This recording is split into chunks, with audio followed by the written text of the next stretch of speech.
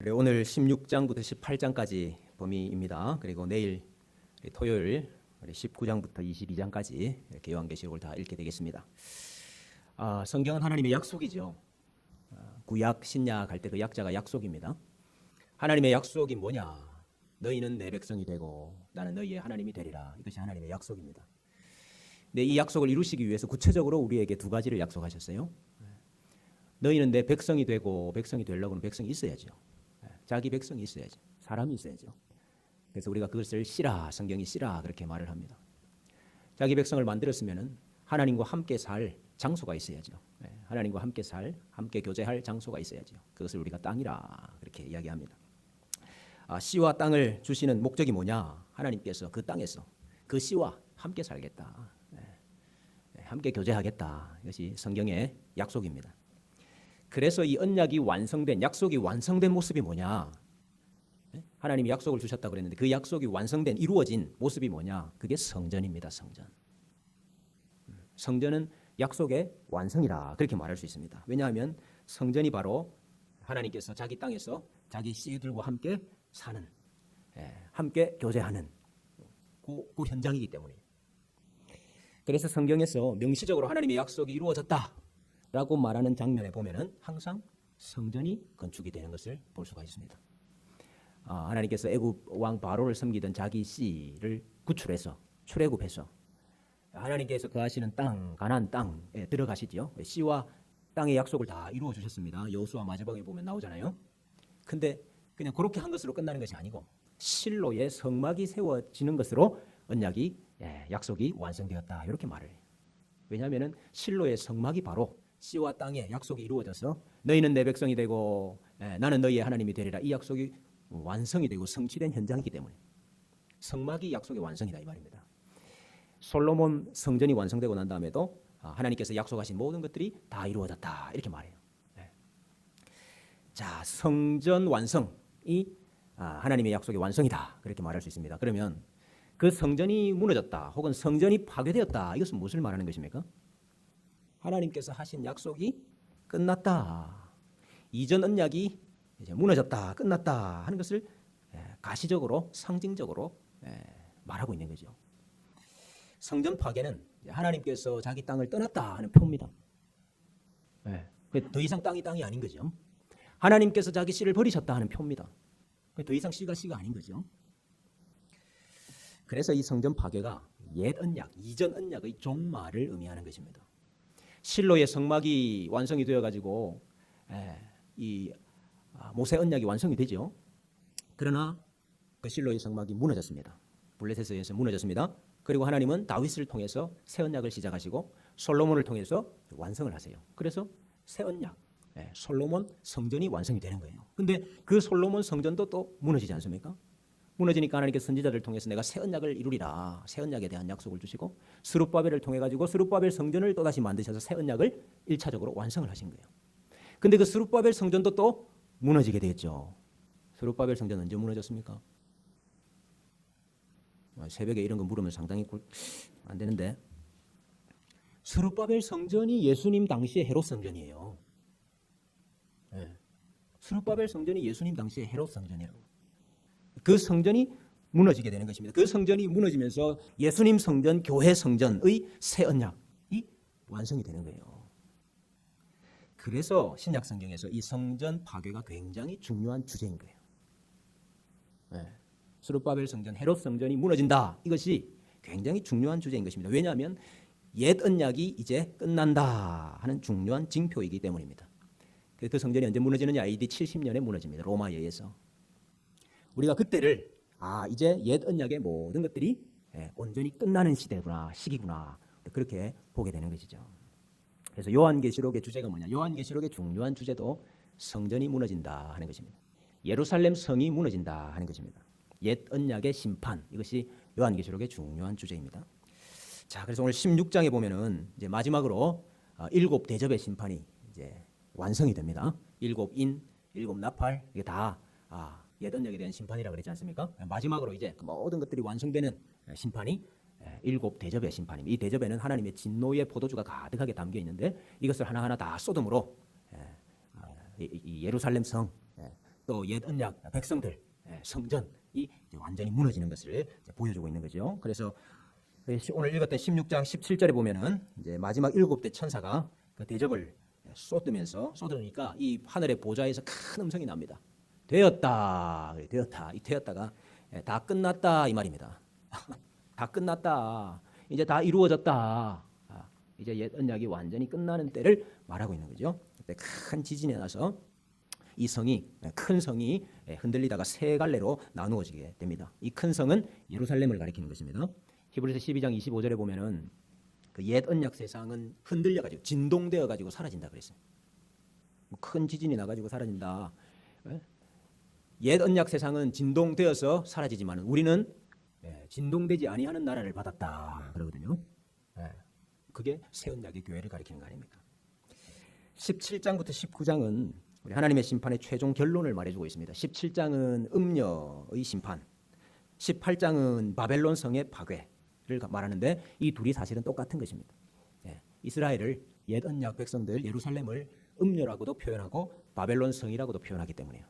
그래서 이 두 가지는 같은 내용인데 그러나 우리가 굳이 나눈다면 17장은 이 음녀에 대한 심판은 옛 씨에 대한 심판이다 그렇게 말할 수 있습니다. 씨.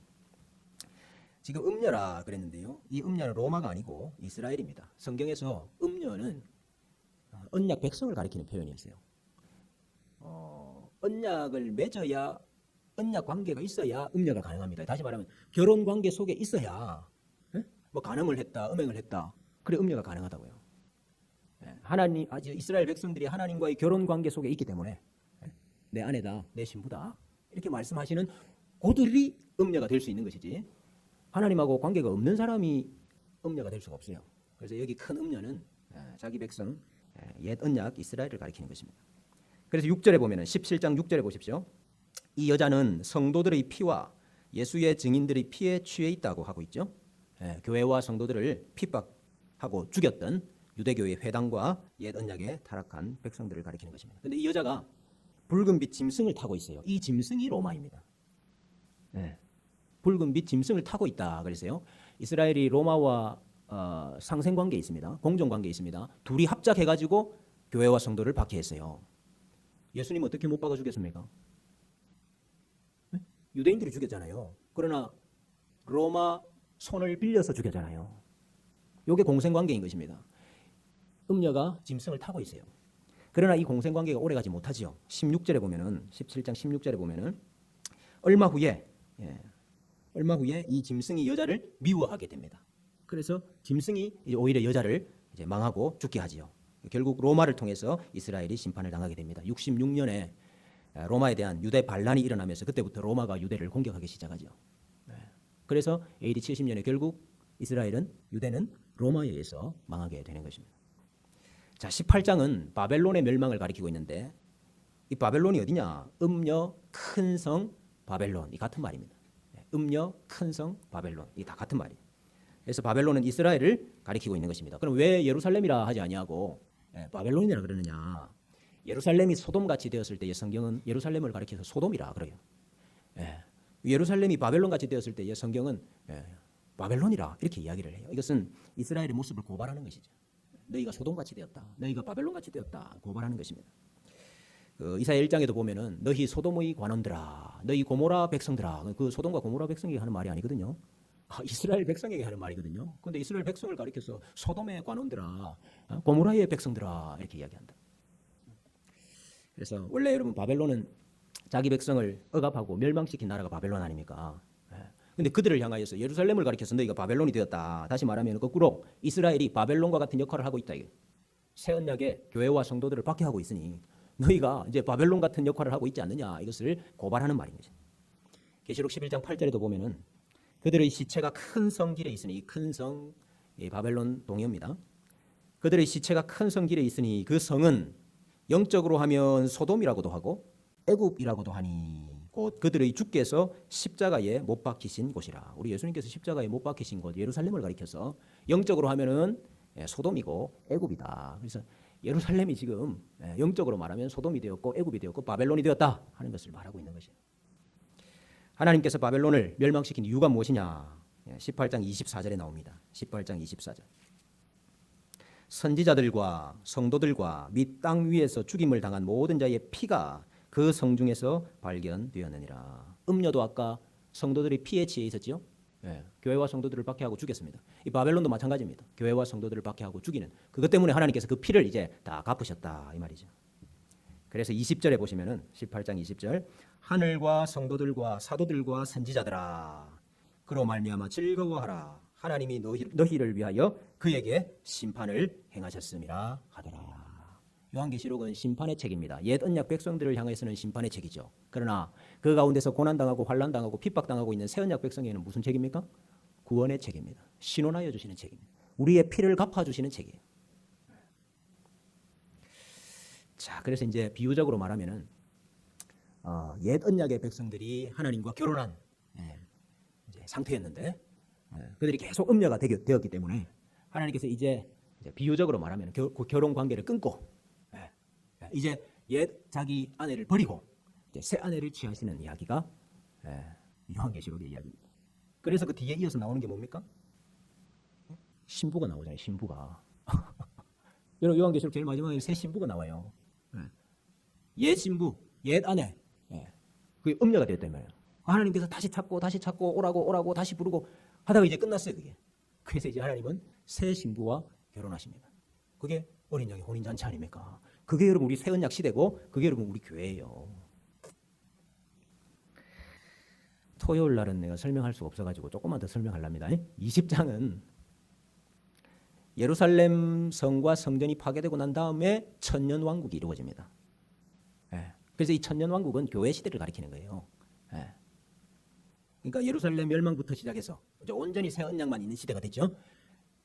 지금 우리가 살아가고 있는 이 교회 시대 전부를 가리켜서 천년왕국이래요. 그래서 이 천년이라는 상징적인 말이죠. 무수히 많은 이게 천 아닙니까? 천이죠. 천. 무수히 많은. 지금 우리가 천년왕국 시대를 살아가고 있는 것이죠. 자, 그런데 이 시대 마지막에 지금 하나님께서 사탄을 결박을 시켜놓고 계시는데 이 시대 마지막에 잠깐 반드시 놓인다 그랬습니다. 그러니까 우리 예수님께서 마지막 재림하시고 마지막 최후 심판하시는 그 전 일부 그것이 뭐 얼마인지는 모르지만은 어쨌든 그때에 사탄이 다시 놓이고 교회가 핍박을 당하게 될 것입니다. 성도들의 진과 사랑하시는 성을 두르고 박해를 하지만은 하늘에서 불이 내려와서 그들을 태울 것이고 이제 마귀가 불과 유황못에 던져지게 되고 거기서 세세토록 밤낮 괴로움을 받는다 그랬습니다. 그러니까 지금은 일시적으로 감금된 상태지만은 마지막 최후 심판이 지나고 나면은 이제 영원한 불못에 최종적인 심판을 당하게 된다. 사탄이 그것을 말하고 있습니다. 자, 그리고 21장에 이제 새 하늘과 새 땅, 또 새 예루살렘 성이 나오죠. 이 새 하늘과 새 땅, 새 예루살렘 성은 한편으로는 미래적인 것이고, 그러니까 우리 예수님께서 모든 것을 다 끝내신 우리 최후 심판을 끝내시고 난 다음에 이루어질 하나님의 나라, 그러니까 굉장히 미래적인 최종적으로 이루어질 그 나라를 의미하기도 하고, 동시에 현재의 것, 천년왕국 시대에 지금 새 예루살렘 성이 멸망했잖아요. 바벨론이 무너졌잖아요. 하나님께서 세우신 또 다른 성, 새 예루살렘 성이 어떠냐? 지상에 세워진 교회를 또 설명하는 부분이기도 합니다. 그래서 저는 21장 1절부터 8절까지는 천상의 면, 그러니까 최후 심판, 예수님의 재림 후에 이루어질 천상의 하늘나라를 말하고 있고, 21장 9절부터 22장 5절까지는 지상의 면, 이 지상의 새 예루살렘 성, 다시 말하면 교회를 설명하고 있다 이렇게 봅니다. 그런데 중요한 것은 새 하늘과 새 땅의 목표가 뭐냐 이거지. 하나님께서 이 모든 건 이제 다 심판을 끝내시고 새 하늘과 새 땅을 만드시는데 그 새 하늘과 새 땅의 목표가 뭐냐 이거지. 뭐가 이루어지는 거냐 이거지. 21장 7절에 나옵니다. 21장 7절. 이기는 자는 이것들을 상속으로 받으리니, 이기는 자 어제 했습니다. 이기는 자는 이것들을 상속으로 받으리라. 나는 그의 하나님이 되고 그는 내 아들이 되리라. 이게 여러분 언약의 완성입니다. 나는 그들의 하나님이 되고 그들은 내 백성이 된다. 내 아들이 된다. 이게 언약의 완성이라고요. 새 하늘과 새 땅이 뭐 다른 게 아니고 하나님의 약속이 완성된 거. 그게 여러분 새 하늘과 새 땅이에요. 자, 지금 우리 주님의 교회를 통해 가지고 하나님의 약속이 완성이 됐습니까? 안 됐습니까? 주님의 교회를 통해서 하나님의 약속이 완성이 됐죠. 여러분 우리 주님의 교회가 새 예루살렘 성이라는 것을 믿으시기를 바랍니다. 우리 주님의 교회가 새하늘 새 땅인 것을 믿으시길 바랍니다. 물론 우리가 최종적으로 올라갈 새하늘 새 땅이 있고 최종적으로 올라갈 새 예루살렘 성이 있죠. 그러나 그것을 하나님은 이미 이 지상에서 시작하고 계신다 하는 것을 알아야 돼요. 그래 여러분 교회에 속해야 됩니다. 여러분 교회에 속하지 아니하고 최종적인 새 예루살렘 성, 최종적인 새하늘과 새 땅 못 들어갑니다. 새 예루살렘 성에 새 성전이 있다 그랬어요. 그렇죠. 아까 성전이 언약의 완성이라고 그랬잖아요. 성전이 언약의 완성이기 때문에 새 언약에도 이제 완성된 성전이 있을 거 아닙니까? 21장 22절에 한번 보세요. 21장 22절. 성 안에서 내가 성전을 보지 못하였으니 이는 주 하나님 곧 전능하신 이와 및 어린 양이 그 성전이심이라. 성전을 못 봤다 그랬는데 성전이 없다는 말이 아니고 뭐가 성전이란 말입니까? 예수 그리스도께서 성전이시다 이 말이에요. 네. 하나님과 어린 양 예수 그리스도께서 성전이 되었다. 네. 그러니까 그 성 자체가 성전이 된 것입니다. 예수님이 새 언약의 새 성전이십니다. 예수님께서 주님의 교회의 새 성전이십니다. 네. 그래서 오늘 새벽에 우리가 묵상해 볼 말씀이 무엇이냐? 우리 인생의 가장 큰 성공이 뭐냐?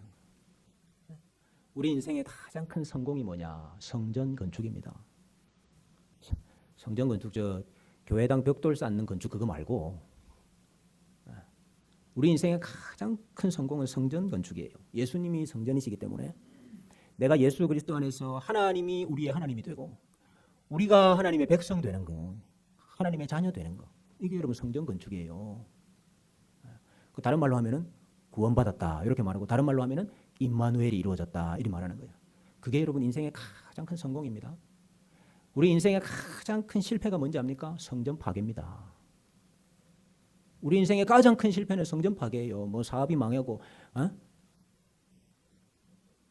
그게 인생의 실패가 아니고 인생의 가장 큰 실패는 성전이 무너지는 거예요. 이거 안 되면 실패한 인생이에요. 여러분 올 한 해 나는 성공한 인생을 살았습니까? 실패한 인생을 살았습니까? 우리 가족들이 실패한 인생으로 끝나면 안 되잖아요. 네? 우리 가족들이 실패한 인생으로 끝나면 안 되잖아요. 인생의 가장 큰 성공은 성전 건축이다.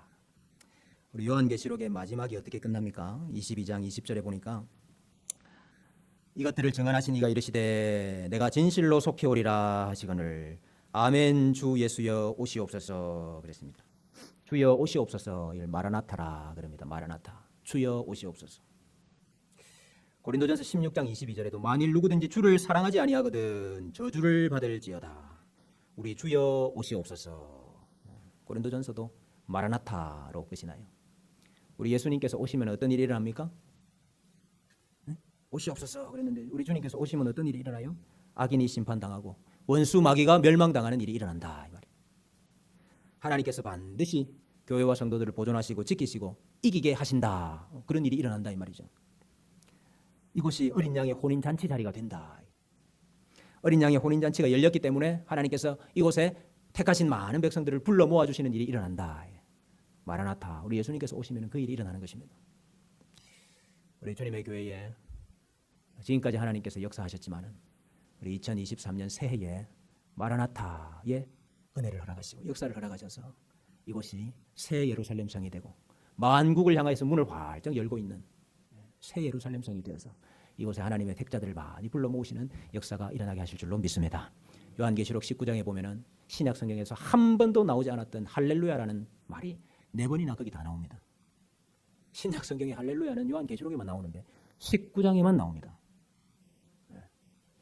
왜 할렐루야 찬송이 가능합니까? 마라나타 예수님께서 오셨기 때문에. 예수님께서 오셔서 모든 심판을 완성하시고 우리를 신원하여 주시고 새 언약을 완성하셨기 때문에 할렐루야 찬송이 가능한 것입니다. 오늘 연말에 연초에 우리 가운데 할렐루야 찬송이 넘치게 되시기를 주님의 이름으로 축복합니다.